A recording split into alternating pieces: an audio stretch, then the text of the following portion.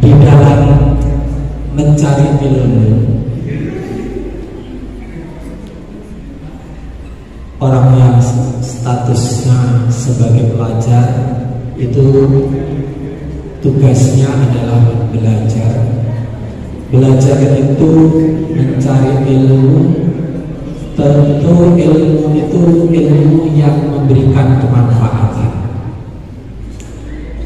Tapi banyak fenomena yang kita saksikan atau kejadian-kejadian yang sering kita saksikan itu gara-gara mudahnya berkomunikasi juga dengan orang, gara-gara mempunyai sifat jagoan, gara-gara tidak mau terganggu, maka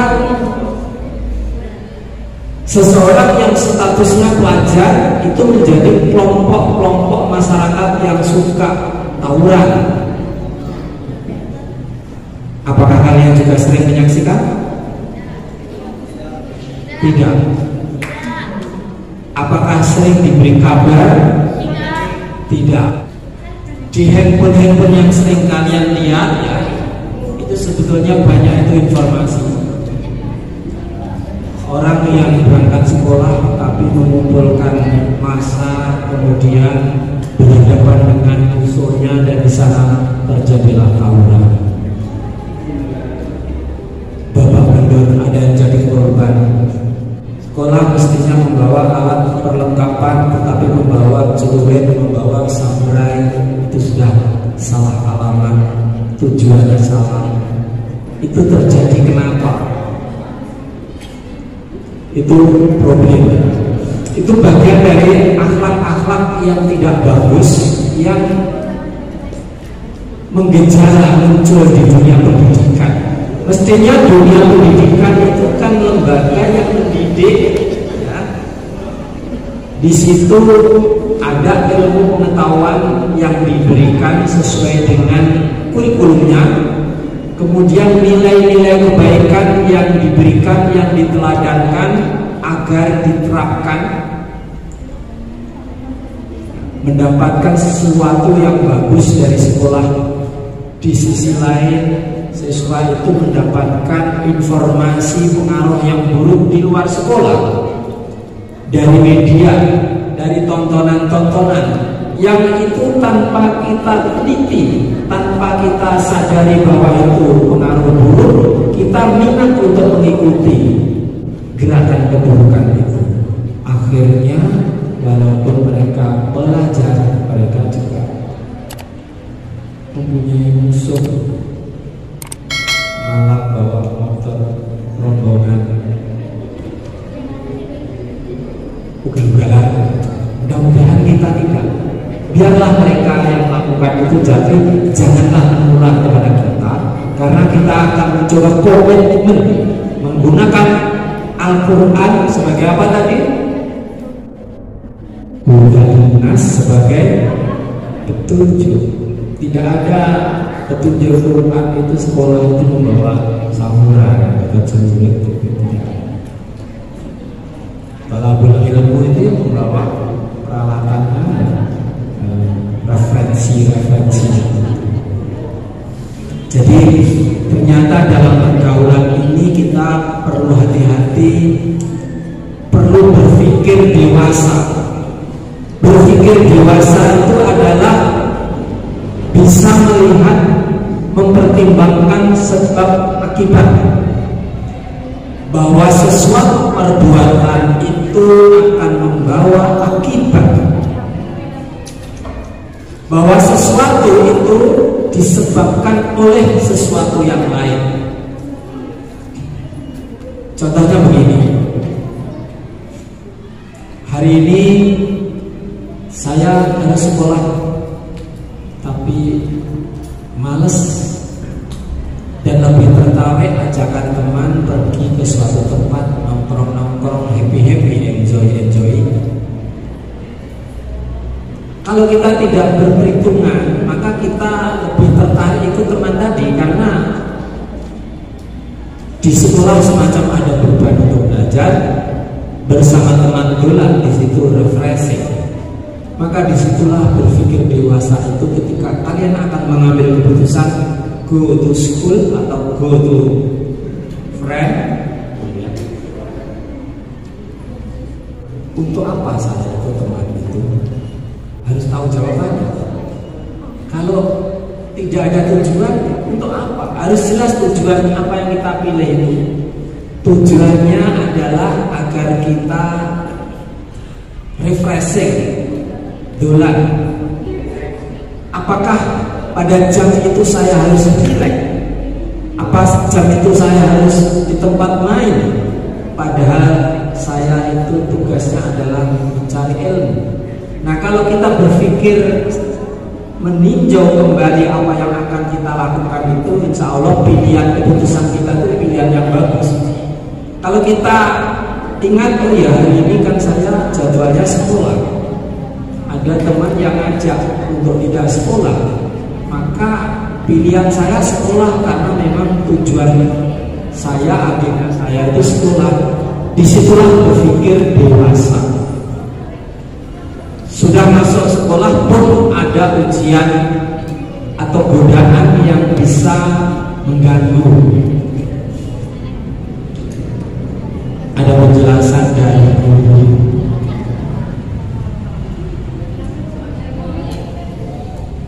Mendengarkan gurukah dalam pikiran kita, atau melihat sesuatu yang sangat menggoda di handphone ini. Saya penasaran, ingin tahu. Kalau orang tidak berpikir dewasa, dia cenderung pada sesuatu yang dia penasaran. Kita acting aja mendengarkan guru, tapi fokus kita melihat handphone. Di situ ruginya itu mereka ya yang mengetahui apa yang di handphone itu, kemudian apa yang disampaikan oleh guru tidak dia pahami, rugi. Tetapi kalau berpikir dewasa, mereka akan memperhitungkan, saya itu dibiayai mengorbankan waktu untuk sekolah. Hari ini sudah berhadapan dengan guru KBM, kegiatan belajar mengajar. Maka ketika saya penasaran ingin tahu apa sesungguhnya yang ada di YouTube ini, atau di berita ini, atau di game ini, harus dikorbankan karena ini sebetulnya mengganggu dari tugas utama. Nah, tapi kadang-kadang nafsu itu daya tarik kita lebih tertarik kepada sesuatu yang tidak menguntungkan. Makanya janganlah kau terlalu tergila-gila pada sesuatu yang kau sukai, karena bisa jadi menurut Allah itu tidak baik untukmu. Atau sebaliknya, jangan terlalu kau membenci kepada sesuatu itu yang dianjurkan itu, karena bisa jadi yang kau benci itu sesungguhnya menurut Allah baik bagimu. Saya pengen refreshing, kok disuruh mengerjakan sesuatu benci ya. Refreshing itu kan sesuatu yang kita sukai. Jangan-jangan ini tidak baik untuk kita, karena kita waktunya bukan waktu refreshing, tapi nafsu kita mengingini untuk melakukan refreshing. Padahal tugas kita ada. Kita tidak suka menerima tugas itu karena capek, membosankan, padahal itu baik untukmu ketika itu dilakukan. Nah, disitulah kita harus sering mengevaluasi terhadap apa yang menjadi pilihan-pilihan kita. Kadang-kadang kita menginginkan sesuatu, tapi belum tentu yang kalau Allah berikan itu baik untuk kita.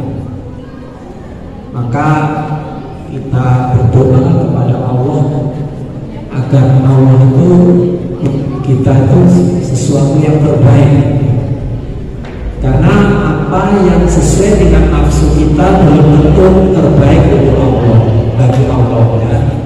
Disitulah kita perlu memberikan meminta kepada Allah sesuatu yang terbaik untuk kita, dan apapun yang diberikan Allah kepada kita itu kita terima secara ikhlas.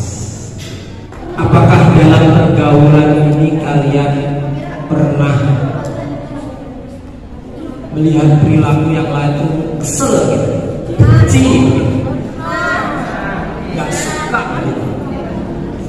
Pernah?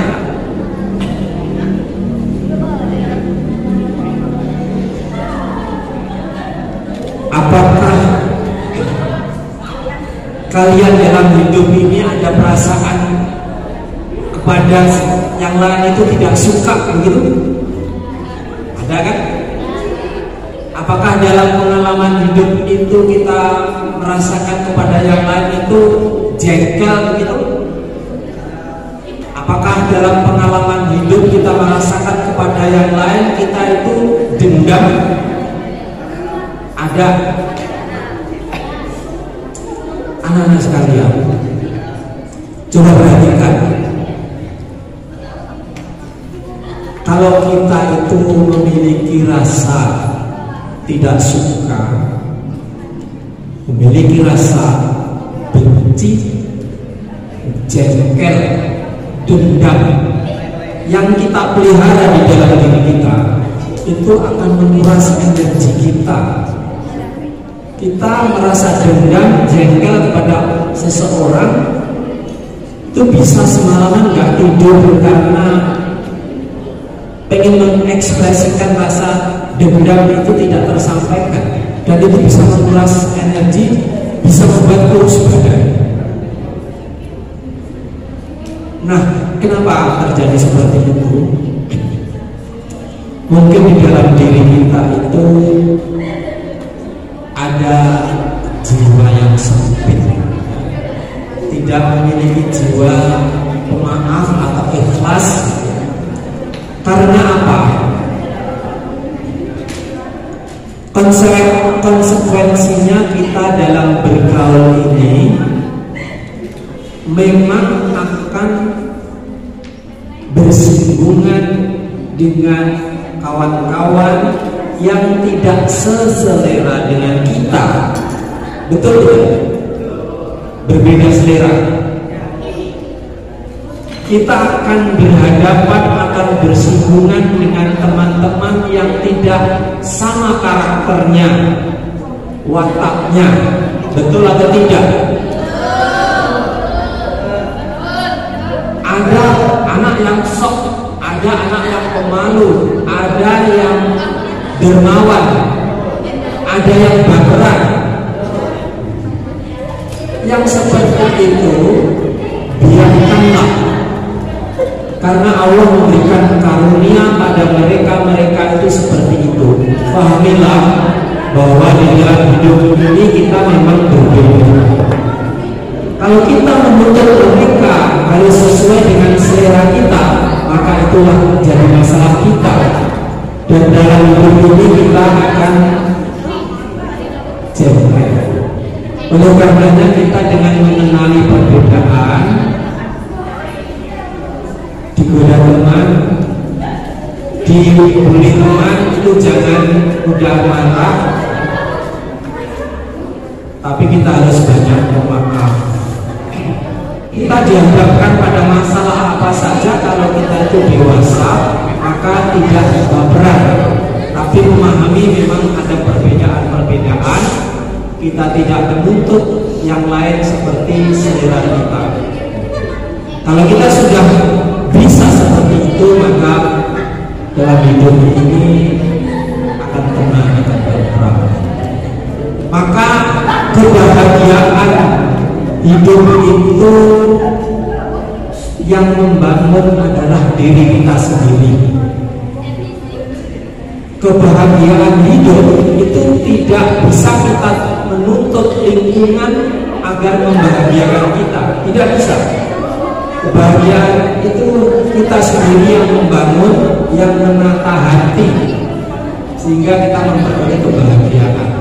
Kalau tidak bisa seperti itu, maka yang terjadi dalam hidup ini itu adalah kegelisahan.